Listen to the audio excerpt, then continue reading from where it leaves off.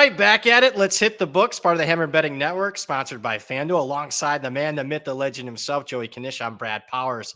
Today, we're talking big topics heading in towards the 2025 season, college football season. And, you know what, near and dear to that man's heart, Mr. Knish's heart, we're going to talk Michigan football, who obviously, we're coming off a national championship season last year, underperformed. However, it's all about how you finish and not how you start. And no team in college football, in my opinion, finished stronger than the Michigan Wolverines, beating Ohio State in the regular season finale. And then with one arm tied behind their back and a bunch of players out, maybe we got a preview towards the 2025 Michigan Wolverines. They beat and upset Alabama, running it down their throats and winning the line of scrimmage. Super impressed with. I was just as impressed with Michigan in that bowl game as I was the Ohio State game. Obviously, the big storyline, and you're going to tackle it, the number one rated recruit overall in the country at the most important position, quarterback, Bryce Underwood, comes in. Mike doesn't have to be to start right away with Mikey Keene there, but I'm here to tell you, Knish, I'm buying Michigan in year two under Sherrone Moore, and I'm also buying Bryce Underwood finishing the year as a starting quarterback. And I'll even go so far as to say I won't be surprised if he's not the starter day one for the Michigan Wolverines. What say you about your beloved Wolverines? Yeah, I mean, you couldn't have scripted. I mean, halfway through last season, there was some chirping about Sherrone Moore in the community and questions, and then you finish with the upset of all upsets in the game, and then couple that up with and when everybody's fading you in the bowl game, go down and smash Alabama. Now, it's all going to be, I think this defense will still be very good, even losing some of the NFL talent. They did a nice job in the early portal. A lot of young guys there, coming in that I think will be very talented. Wink Martindale, year two, seemed to really get it going, and the guys picked up the system down the stretch. It's all about, you talked about it. How soon can Bryce Underwood come in and be a plus player in college football? Is that game one? Is it game six? I don't know if Mikey Keene's got the reputation and the talent and the pedigree to be the starting quarterback for a team that, has Big Ten championship aspirations. So listen, I know if I'm paying him that money, I'm not pulling an Arch Manning. This is not, I'm letting him sit there for 2 years and, collect dust. I'm game one, week one, and Mikey Keene is not the guy. He ain't no Quinn Ewers where I'm keeping him on the bench. I want to see what he has, and if that's what it's going to be, right? If he's a above average, and you can't have a Dylan Raiola even season. I think they're going to need more than that. And if he's that good and can get this team to 10, 11 wins, then maybe you're talking about a Big Ten title and a playoff berth.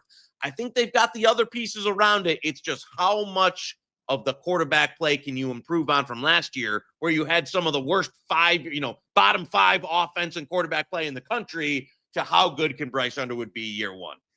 So you brought up a ton of things. Number one, what does concern me a little bit is they did lose 5 games having 4 guys that are likely to go in the first round of the draft. So that obviously there's some talent lost there. But on the offense, just speaking offense, wide receivers can only get better from what they had. I mean, that was a group of 5 level wide receiver core last year. That's how bad it was, as bad as it gets, at least at the power 4 level. I think the offensive line can be better. I think one of the more underrated 1-2 punches at running back in the country is going to be in Ann Arbor next year. Yeah. I love Haynes, the Alabama transfer. Yep. And I loved what I saw from Marshall, the true freshman running back, against Alabama in the bowl game. Ran like, a man possessed for his first extended action. So, I think the pieces are around them to be much more successful on that side of the ball. Also, Chip Lindsey, the new offensive coordinator, not, grand slam hire, but certainly more competent and more experienced than what they had last year at OC. So I'm even buying that. Defense, Wink is, by all intents and purposes, looks like he's going to be back. Flirting with some NFL jobs. They should be okay there. They've recruited better, in my opinion, on that side of the ball. And we saw a preview. A guy like Derek Moore coming off the edge, dominated Alabama in the bowl game.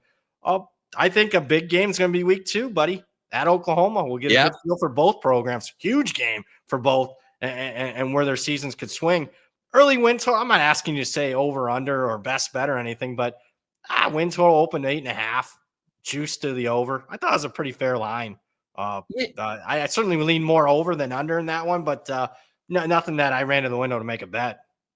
Me too. I thought 8.5 was about fair there. I know over's taken a little bit of that early juice, and I would agree. I Is think that 9 you? Because you said 10 or 11 wins. I'm like, whoa, I'm buying Michigan. I'm not buying them 10 or 11 wins. Hey, listen, again, I do it at now minus 188. Now, no, when it opened at 115, I'll admit, maybe there was some Homer Kool-Aid on that. 70 cents later, I got up, pump the brakes here, but I'm with you. You know what? I would have liked to seen them maybe drop a little bit more, bag on a more premier wide receiver. The offensive line, a little bit of transition, but I think they'll still be better. They brought in some nice assisting. Biff Poggi is back. They brought in another offensive analyst, Juan Castillo, who's, done some good things with offensive lines. I like the way, the direction that the tenure is heading. Even though halfway through last year we were in a little bit of panic mode, I'm much better with, the trend of the Moore era, the recruiting. I just don't know if they'll have enough to go from what we saw last year, which was, we talked about it some weeks. This was like a triple option level passing attack. Like it was that bad, for the majority of the season.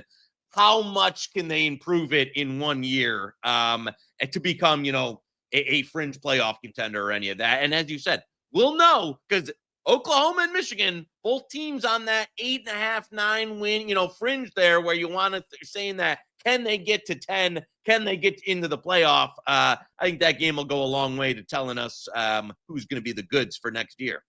Well, I'm here to tell you Oklahoma's not getting to 10 wins. You've seen their schedule. I will, before we sign off, because you have posted it and tweeted it, I know you have made a bet and you posted it in the big game already. And I actually agree with you. I can't believe you got to it before me.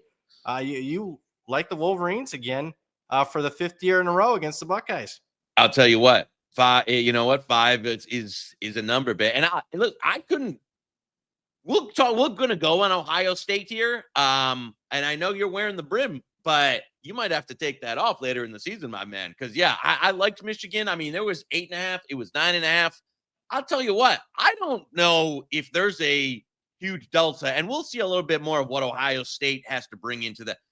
I don't know if it should be more than 3.5. I'll be honest with you, BP. I here. agree. I'm not thinking that Ohio State, with the amount that they're losing and the early coaching moves that we'll get into, is anywhere near that the team they were at the end of last season that won the Natty. So, I don't think Michigan should be much of a dog in that one. So there you have it. Both Knish and myself, a little optimistic on the Wolverines heading into 2025. Not that they're going to be right back into the national title picture. I think we're a year away from that, but it's a team that I think is, turned it around. The Buckeye game, I would actually argue the second half of Northwestern was the turning point. The arrow's still pointing up for the Wolverines. So for Knish, I'm Brad Powers. You just watched Hit the Books, part of the Hammer Betting Network, sponsored by FanDuel.